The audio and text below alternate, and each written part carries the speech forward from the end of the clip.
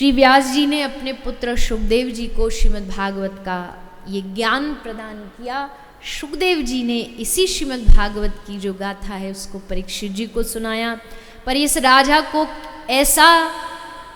ऐसी आपत्ति विपत्ति क्या आई कि 7 दिन में कथा सुननी पड़ी। तो बताया कि एक संत का अपमान कर बैठे, जिसके कारण इनको श्राप मिला कि आज से ठीक 7वें दिन इनकी मृत्यु निश्चित है।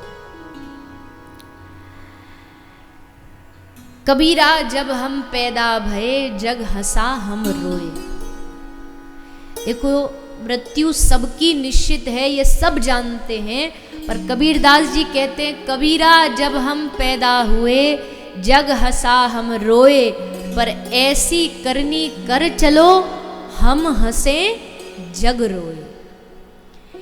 कर्म ऐसे करके जाओ कि हमारे मरा तो रावण भी था, मृत्यु तो रावण की भी हुई थी, पर देखो मृत्यु पर कैसे दुनिया खुशी मनाती है, मेले लगते हैं। रावण जलेगा, रावण को जलाया जाएगा, ऐसी मृत्यु का क्या लाभ? क्यों? इसमें दोष किसी का नहीं, उसके कर्मों ने उसको इस मृत्यु तक पहुंचा दिया कि मरा एक बार, लेकिन अभी भी हर वर्ष मारा जाता है। लेकिन कुछ लोगों की मृत्यु ऐसी होती है कि वो जाते हैं तो सारे संसार की आंखें नम होती है। आप सोचिए, आप विचार करिए कि ऐसा वैसे कोई सोचता नहीं है, क्योंकि मृत्यु से सब डरते, पर सोचना चाहिए। आप सोचिए, आज अचानक से हमारी मृत्यु हो जाए तो कितने लोगों को दिल से हमारे जाने का फर्क पड़ेगा। परिवार वाले तो देखो, ना भी किसी को प्रेम हो तो भी एक रिश्ते के कारण आंख में आंसू आ ही जाते कि भैया इतने दिन संग रहे, ऐसे थे वैसे थे। पर उस परिवार के जिससे आपका खून का संबंध, उसके अलावा किन लोगों को हमारे जाने से फर्क पड़ेगा कि भैया बड़ा अच्छा व्यक्ति था। आदमी की परीक्षा उसकी मृत्यु के समय ही होती है। ये लोग उसके बारे में क्या कहते हैं कि अच्छा आदमी चला गया। अब रोने को तो कोई भी रो सकता है, रो तो वो भी रहा है जो इसलिए रो रहा है कि भैया ये चला गया, पर हमसे 50,000 रुपया उधार लेके चला गया। अब वो भी रोएगा कि बिना दिए चला गया, पर वो रोने से रोना थोड़ी काम चलेगा। कुछ लोग ड्यूटी निभाने के लिए भी रोते हैं, कुछ लोग ड्यूटी भी निभाने के लिए रोते हैं। ये नहीं रोएंगे तो देखेंगे सब लोग कि जी ये आए थे पर इनकी आंख में आंसू नहीं आए।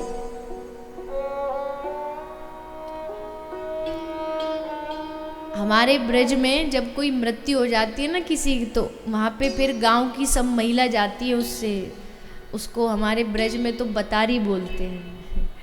वो जाती हैं, सब टेम्पू में भर के जाती हैं, या ट्रैक्टर में भर के जाती हैं, गाड़ी में बैठ के जाएंगी और पूरी रास्ता बड़े आराम से बढ़िया बतियाती जाएंगी, खाती पीती जाएंगी। यहाँ से ये चना खरीद लिया, यहाँ से मूंगफली खरीद ली, हंसती हुई गीत गाती हुई जाएंगी। और जैसे ही वो गांव आने वाला होता, घर आने वाला होता है, सो घूंघट की प्रथा है ब्रज में आज भी, तो घूंघट कर लेंगे और घूंघट करके फिर महाराज ऐसा जोर जोर से रोना चालू करेंगी जैसे दुनिया में सबसे ज्यादा दुख इन्हीं को। अभी बढ़िया मूंगफली खाती आ रही थी और वहां पहुंचते ही पूरे एक्सप्रेशन ही चेंज हो जाते हैं। क्यों? बोले नहीं रोएंगे तो फिर वो जो संग की सहेली वो कहेगी कि तुझको हम लेके गई थी उनके मरण में, तू वहां रोई भी नहीं, तो रोना पड़ता है। तो कुछ कर्तव्य निभाने को ही रोते हैं, लेकिन कुछ ऐसे होते हैं जिनके जाने से सचमुच दुनिया में खालीपन लगता है। सोचो, आज अगर मीराबाई होती तो ऐसा नहीं, आज नहीं है, आज भी बहुत अद्भुत अद्भुत संत हैं, भक्त हैं, आज भी हैं कलयुग में। पर होता क्या, वर्तमान में हम उनको समझ नहीं पाते, देख नहीं पाते। जब मीरा थी तभी कौन सा लोगों ने उनको समझा, जहर दे दिया, सांप से कटवाने के लिए छोड़ दिया।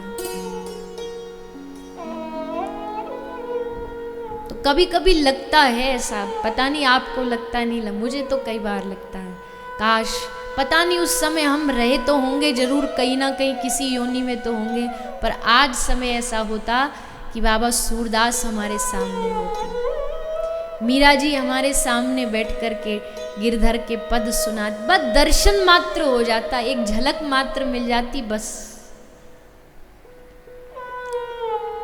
महाप्रभु के जितने पार्षद थे, श्री गोपाल भट्ट गोस्वामी, रघुनाथ दास गोस्वामी, श्री जीव गोस्वामी, इन सब का एक झलक पा लेते बस, क्योंकि उन्हीं के रहने से ये धरती टिकी है।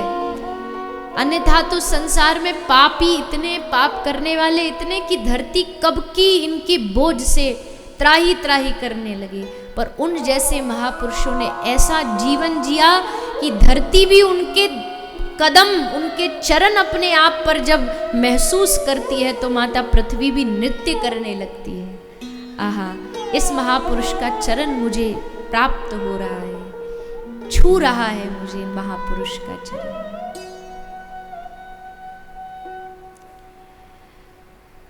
और वैसे भी मैंने कल कहा था ना कि देखो महापुरुष के तो छूने से ही करंट पास हो जाता है, संतों के चरण क्यों छुए जाते बताइए, चरण छूने का क्यों महत्व है?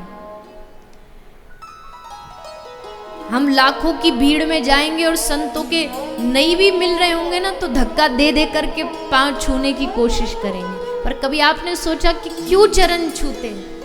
वो इसलिए स्पर्श का महत्व है कि स्पर्श करते ही महापुरुष अपनी भक्ति तुम्हें प्रदान कर देते, ट्रांसफर कर देते। यहाँ जैसे वाईफाई होता है ना, वाईफाई से सब चीज ट्रांसफर हो जाती है,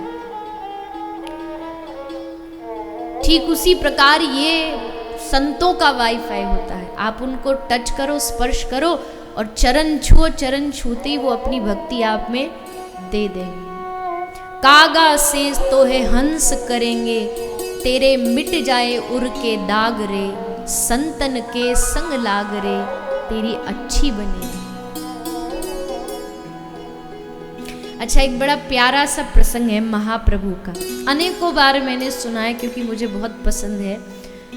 तो एक बार क्या हुआ, श्री चैतन्य महाप्रभु बंगाल से श्रीधाम वृंदावन जा रहे थे।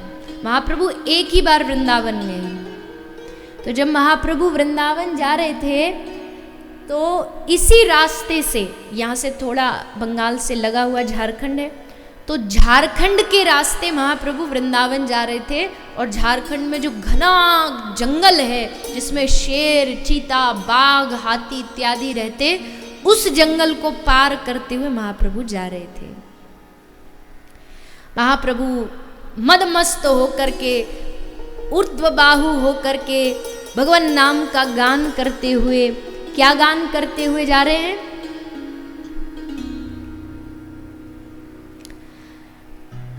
महाप्रभु की मुख पर एक ही ध्वनि, एक ही नाम रहता है। गाइए आप सब भी साथ में, हरि बोल, हरि बोल, हरि बोल, हरि बोल, हरि बोल।